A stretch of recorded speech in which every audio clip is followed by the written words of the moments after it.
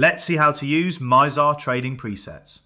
When you buy manually, you can save your trading settings as a preset and reuse them whenever you want with just one click.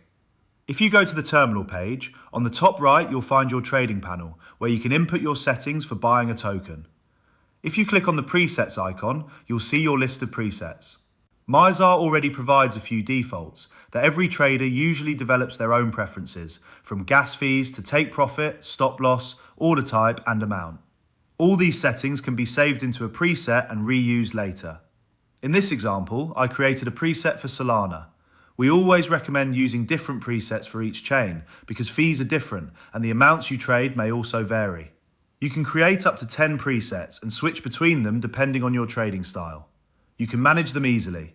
By clicking on the menu, you can delete a preset, create a new one based on an existing preset, or save changes to the current one by overwriting it. These presets are also available inside the research section, which is especially powerful for traders using Mizar's AI research tools. When you spot an opportunity, you can buy instantly with a single click using your preset. Here's how it works. You'll see your fast buy settings displayed at the bottom, the wallet you're trading from, the buy amount, and the name initials of your preset.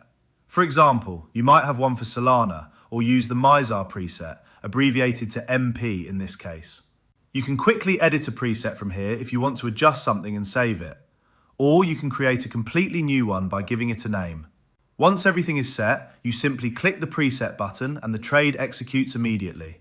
As you see here, I just bought this token with one click. It's an extremely effective way to trade quickly and capture the moment they appear.